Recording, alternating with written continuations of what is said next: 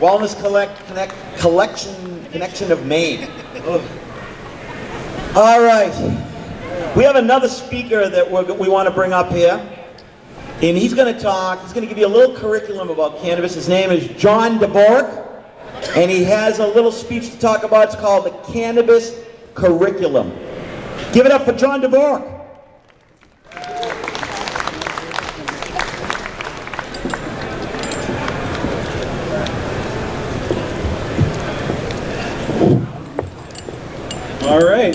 Alrighty, thanks a lot, Mike. Looks good. Thank you very much, and thanks to Jim Fowler for putting on this event. This is a great event. I'm very glad that everybody's here, and thank you very much. Why are we here? I'm here because of reefer madness. Our government, for the last 70 years, has demonized the cannabis plant. They have tried to convince society that there are absolutely no redeeming qualities to cannabis hemp. They've brainwashed us with a lot of advertising, like the Just Say No campaign, that this is your brain on eggs campaign, no, your brain on drugs campaign. All of this propaganda, trying to brainwash society into this. They've arrested millions of Americans. Nonviolent Americans have been arrested simply because they use this herb. Thousands of people are killed every year in gang violence directly related to the prohibition of cannabis. And they actively stifle research into the medical properties of a safe, effective, and cheap drug. And to top it all off, they won't even let our farmers grow hemp. It's amazing. Industrial hemp, it has a lot of different uses. They won't let our farmers grow it. Our government has stigmatized an entire class of society simply because they use cannabis. We need to turn reefer madness into reefer gladness. We're all here. We're in on the secret. We know that cannabis is a great plant. We know it's a great medicine. We know it helps inspire us. We know it helps relax us. We know hemp is a great thing. So we all love cannabis. And it's up to us to tell everybody else about this. I don't want to be preaching to the choir. I want to preach to the preachers. I want everybody here to learn as much as they can about cannabis and let everybody else know. That's how we can unbrainwash society. We have to educate ourselves and everybody else. And there's so many different subjects. I'm trying to motivate students in school to do class projects, term papers, research efforts, go to a science fair, do a science fair project on some part of the beneficial aspects of cannabis hemp or the devastating effects that its prohibition has on society. I want the students to do this. They do research. They tell their classmates and their friends. They tell their professors and their teachers, because a lot of them don't know about it. They tell their parents, because a lot of our parents don't know about all the great things about cannabis. And then I'm going to create a Cannabis Curriculum Clearinghouse, which is a database of research where everybody can put information in and take it out for their research so we can continue building and growing and learning about this great plant. So that's what I'm trying to motivate people. And it doesn't matter what subject you're taking in class, and even if you're not a student, but a student of life, there are a lot of different things that you can do to let people know about cannabis. We've got cannabis, we got medical marijuana, which is like 5 to 15% THC, and you've got hemp, which is less than 1% THC. That's the only difference between hemp and marijuana, is the level of THC. They're both cannabis sativa. It's both the same plant. We have to legalize the entire plant, hair, snoot, balls, and all, the whole plant. We don't want to split it into the medical marijuana and hemp sides. We want the whole plant.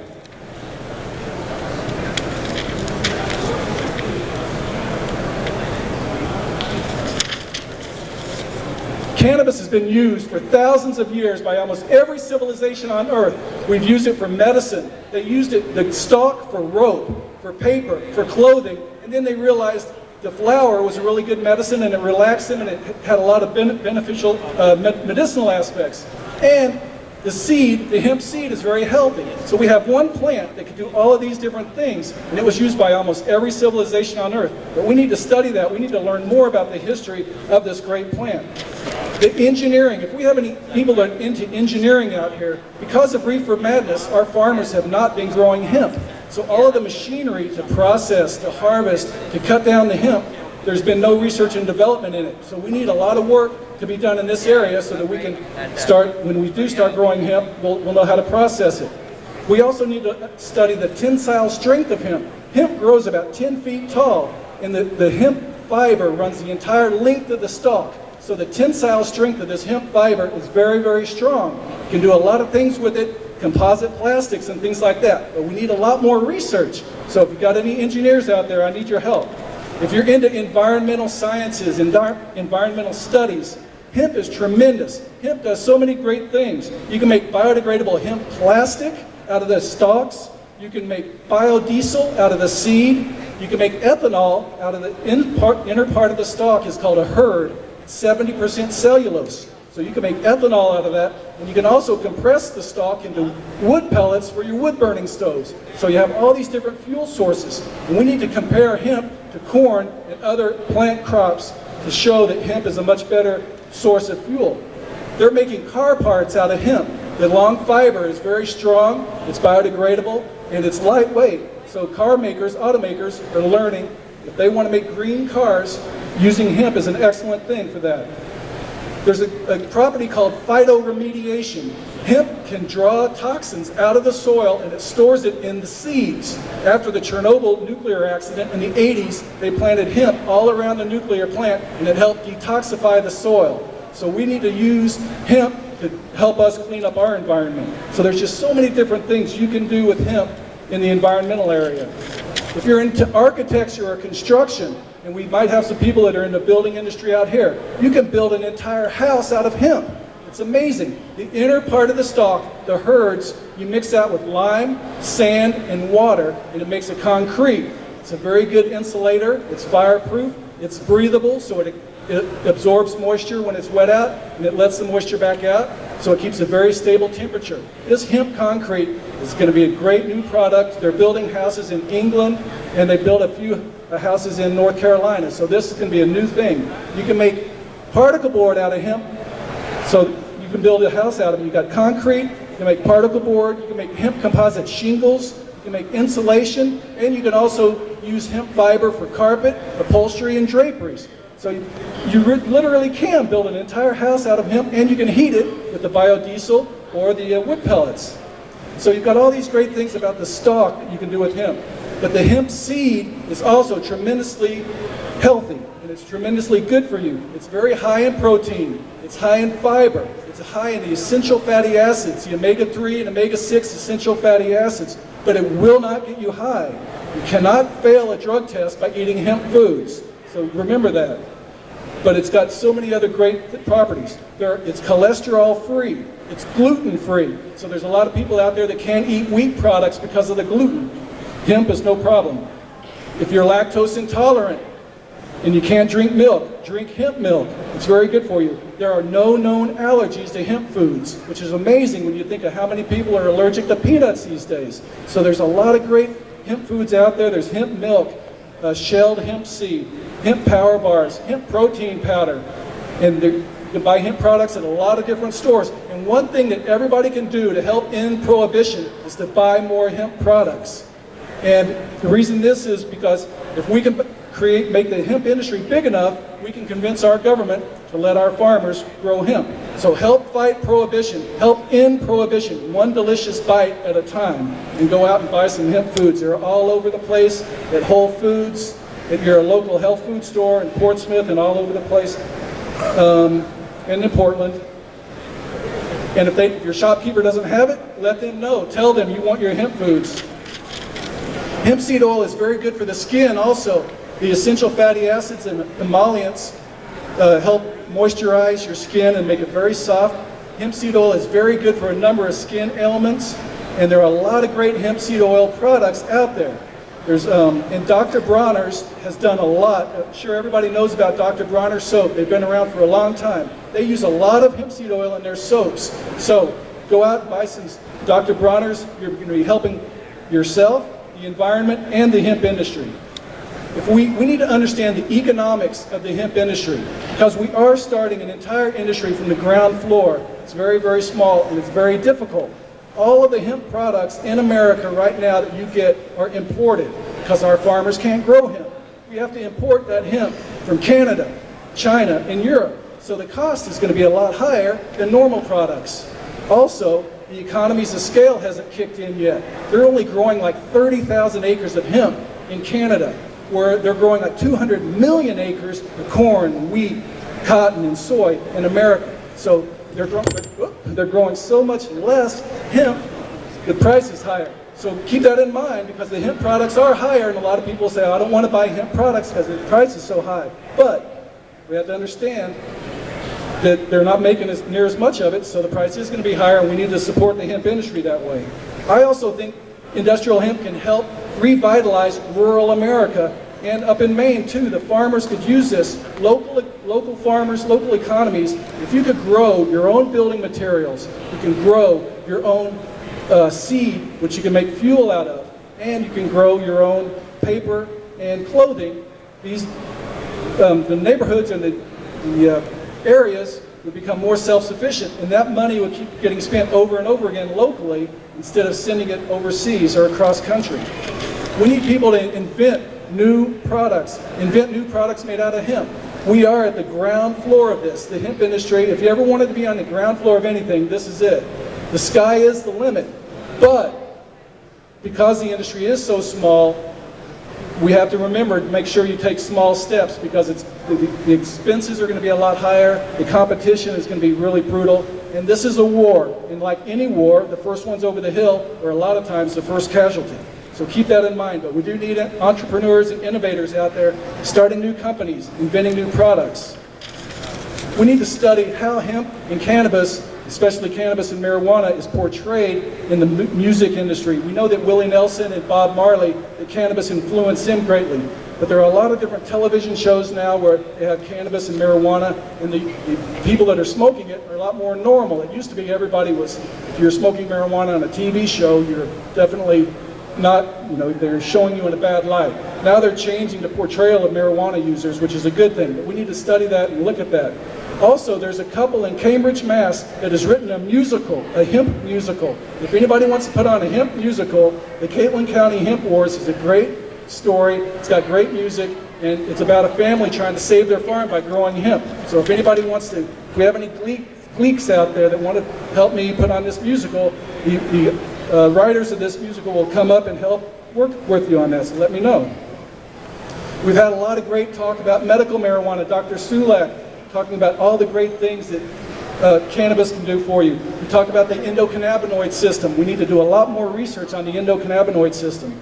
They also recently sequenced the cannabis genome. So we have all this data from the cannabis genome, but we need people to take that data and analyze it and learn exactly what we can do with this.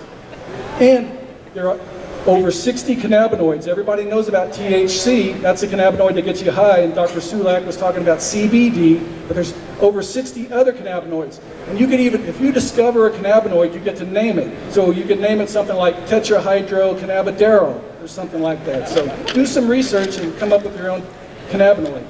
We need to look at the public policy. Our government has what I call a catch 422. They will not let us do research into cannabis. They say and we ask, why can't we do research? And they say, well, it's not safe and effective. So people say, well, let us do research, we'll prove that it's safe and effective. They say, no, you can't. And we say, why not? They say, well, because it's not safe and effective. So they use this circular argument to prevent research. We have to understand this and work our way around it. We need to put the THC back into healthcare. And a gram a day keeps the doctor away. Cannabis is showing to be a synergistic shotgun. It's so good for so many things. Dr. Sulak was talking about it, fighting cancer. It's also very good for treating Alzheimer's and Parkinson's. It's good for bipolar disorder. It's good for asthma. It's a bronchodilator. And it's also very good for post-traumatic stress disorder, which a lot of our veterans have. So if you care about your veterans, and I know you do, we need to work with our Veterans Administration to make sure that they have safe and effective access to this very good medicine. We need to look at all the different delivery systems. And a lot of our opponents say you shouldn't smoke marijuana. That's no way to take your medicine. And actually it is a perfectly fine way to take your medicine, but you don't have to smoke marijuana to get its therapeutic benefits. You can vaporize it. We've got a lot of great vaporizers here. You can use it as a tincture. and drink it in an edible and medible, or you can even use it and apply it topically as an ointment. We need more research into this area. We need to understand which delivery system works best for which ailment.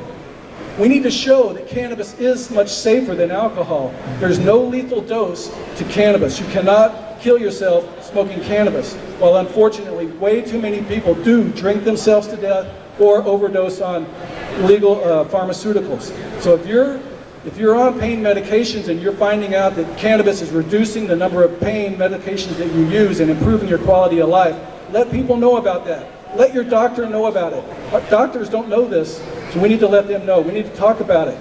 There's also the gateway theory. A lot of people always say marijuana will put you on a slippery slope to addiction. It's a gateway drug. And I agree, it is a gateway drug, it is.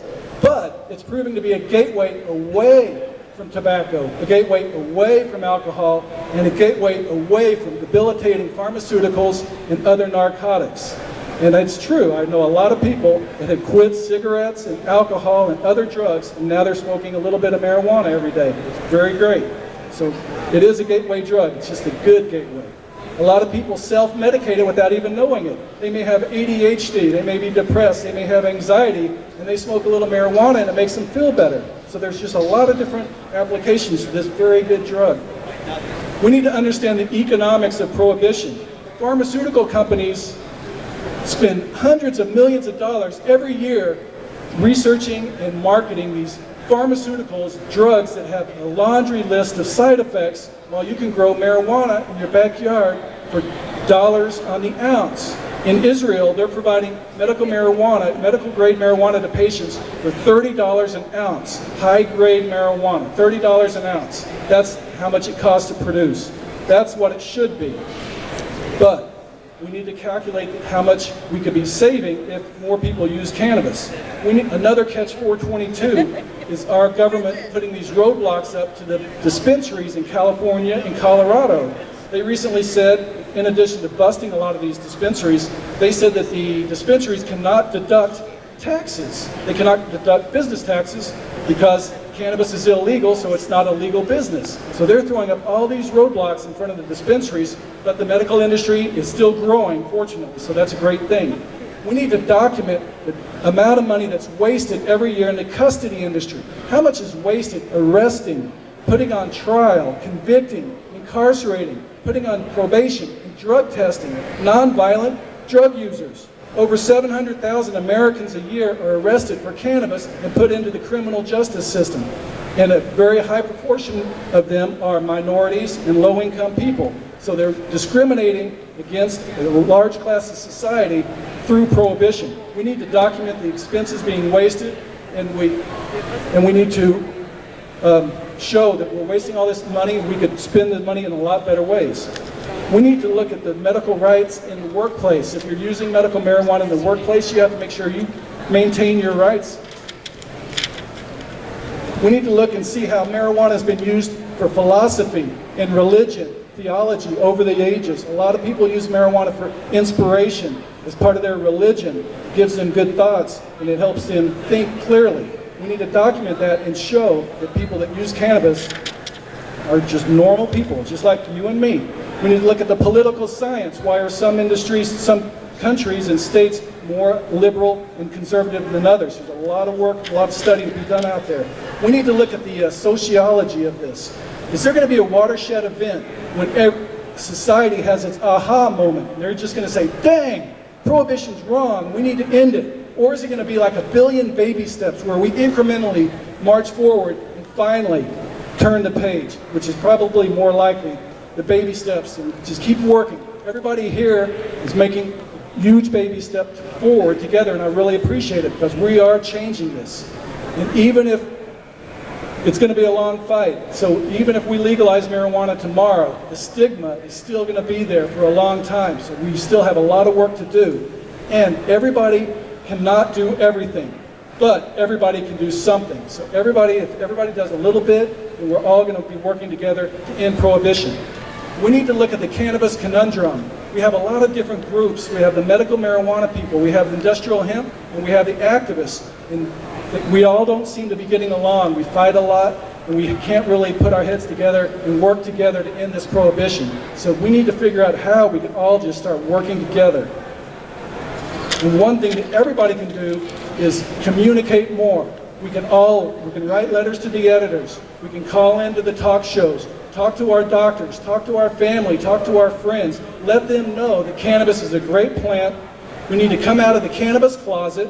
We need to open the debate. The media controls this issue. If we take the debate to them and let them know that we want to debate this issue, they can't win a logical debate against prohibition. Because you just can't say, you can't deny patients their medicine. You cannot say that farmers shouldn't be able to grow hemp. And you can't say it's logical to be locking up nonviolent people just because they're smoking a little pot. It's just not right. So we can win that debate, but we need to take it to them. We need to go on the radio shows, host shows. We need to send information back and forth, get on Facebook, do it, whatever you can to communicate. And the common answer to all of the questions: why can't patients get their medicine? Why can't farmers grow hemp? Why are our jails full of nonviolent drug offenders? It's the prohibition, stupid. That is the problem. Prohibition is the key root evil of this, and we need to end cannabis prohibition today and move on to a better and more peaceful tomorrow. So thank you very much for your time, and peace.